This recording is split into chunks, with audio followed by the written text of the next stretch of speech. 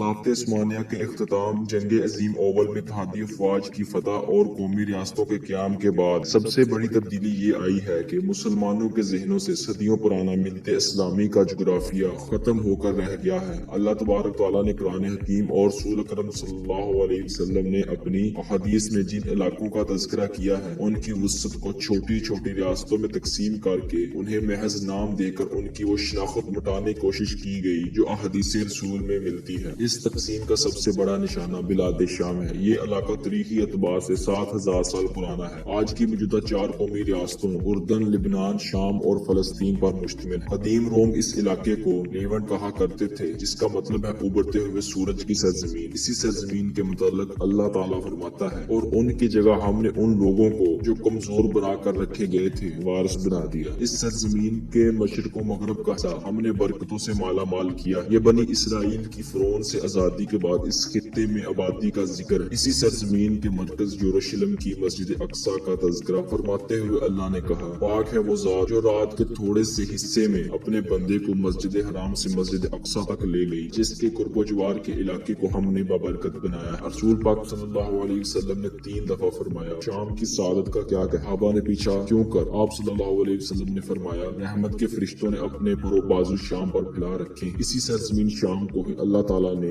آخری مار کا خیر و شر کے لیے منتخب کیا۔ حضرت ابو ذر غفاری رضی اللہ عنہ کی وہ احادیث جو اس قدر جامع ہے، اس احادیث میں رسول اکرم صلی اللہ علیہ وسلم کے یہ الفاظ بہت اہم کہ شام محشر و منشر کی سرزمین ہے۔ یہ اور دیگر لاتعداد احادیث سے بات عیاں ہوتی ہے کہ قیامت کے نزدیک اہل ایمان اس خطے میں جمع ہوتے چلے جائیں گے، اس لیے کہ رسول اکرم صلی اللہ علیہ وسلم نے خود یہاں کوچ کرنے کا حکم دیا۔ ایک اور احادیث میں رسول اکرم صلی اللہ علیہ وسلم نے فرمایا، آخری زمانے میں تمہاری مختلف فوجیں ہوں، شام میں، عراق میں اور یمن میں۔ پوچھا گیا ہم کس سمت میں جائیں؟ فرمایا تم لوگ شام کی فوجوں میں شامل ہو جائیں، اور جو یہ نہ کر سکے تو وہ یمن کی فوج سے جا ملے اور اس کے چشموں کا پانی پیے۔ اسی سرزمین شام سے ہی ایک لشکر امام مہدی کے مقابلے کے لیے نکلے گا اور مکہ کے نزدیک یادی کے مقام پر زمین میں دنسا دیا جائے گا۔ احادیث کی کتب میں یہ امام مہدی کی شناخت کے لیے دی گئی سب سے واضح علامت ہے۔ اسی لشکر کے دنسائے جانے کے بعد امام مہدی کا بڑی عالمی جنگوں کے دوران ہیڈ کوارٹر دمشق کے پڑوس میں واقع مقام ہوتا میں ہوگا۔ رسول اکرم صلی اللہ علیہ وسلم نے ہجرت مدینہ کے بعد صرف ایک ہی ہجرت کی پیشن گوئی کی، فرمایا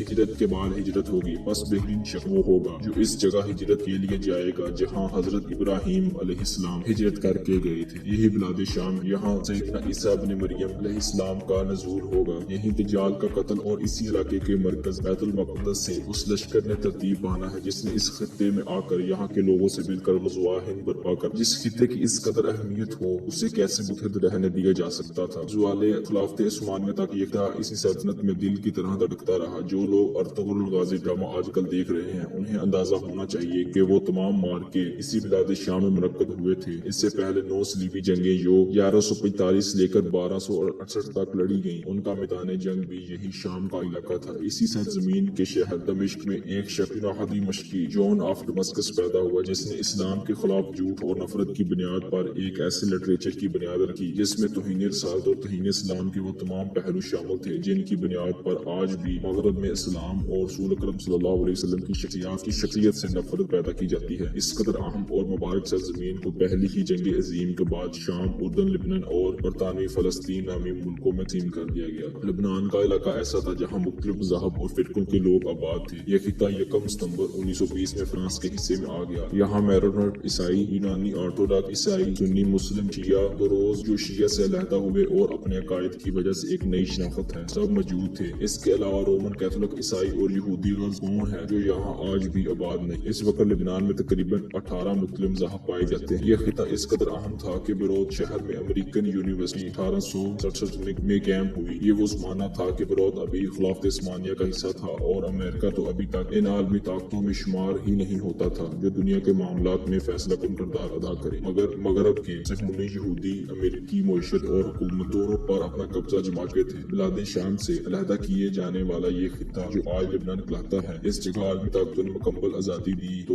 1943 میں ایک ایسا معاہدہ وجود میں آیا جو تحریر نہیں کیا گیا لیکن وہ آج تک لبنان میں نافذ العمل۔ اس معاہدے کے مطابق لبنان میں پارلیمانی نظام حکومت ہوگا جس کے تحت لبنان کا صدر ہمیشہ میرونائٹ عیسائیوں میں سے ہوگا، وزیر اعظم سنی مسلمان، اسپیکر اسمبلی شیعہ، ڈپٹی اسپیکر پارلیمنٹ اور ڈپٹی وزیر اعظم یونانی آرتھوڈکسائی ہوں گے۔ لبنان کے قیام کے فوراً بعد اور 14 مئی 1948 میں اسرائیل کے قیام کے ساتھ ہی عرب اسرائیل جنگ شروع۔ لبنان وہ واحد عرب ملک تھا جو اس جنگ میں شامل ہوا، لیکن لبنان کے مسلمان اپنے طور پر اسرائیل پر حملہ کرتے رہے۔ لبنان میں فلسطینی مہاجرین کی اکثریت آئی اور اس وقت ان کی تعداد 4.5 لاکھ قریب تھی۔ بیروت کا یہ خوبصورت شہر اور لبنان کا ملک گزشتہ ایک صدی سے ایک مشکل فساد کا مرکز بنا ہوا، مگر یہ ملک 13 اپریل 1975 میں ایک ایسی قتل و غارت اور خانہ جنگی کا شکار ہوا جو 17 سال تک چلتی رہی اور 26 اگست 1991 کی عام معافی کے اعلان پر ختم۔ اسی خانہ جنگی کے دوران جنوری 1976 میں شام نے لبنان کی ایک علاقے پر قبضہ کر لیا تاکہ وہ شیعہ ملیشیا اور دروز کی حمایت کر سکے۔ شامی افواج لبنان سے 2009 میں وزیر اعظم رفیق حریری کے قتل کے بعد واپس گئی۔ اسی طویل خانہ جنگی کے دوران 1982 میں اسرائیل نے بھی اپنی افواج لبنان کے بیشتر علاقوں خصوصاً دراؤ شہر میں اطار کر ان پر اس لیے قبضہ کر لیا تاکہ وہ عیسائی آبادی پر مشتمل جنوبی لبنانی افواج کی مدد کر سکے۔ اسرائیل کی افواج مئی 2000 تک رہی۔ اسی دوران صابرہ اور جتلیہ کے فلسطینی کیمپوں میں اسرائیلی افواج نے عورتوں اور بچوں کا قتل کیا۔ دوستو، اس کا اگلا پارٹ انشاءاللہ میں کل اپلوڈ کر دوں۔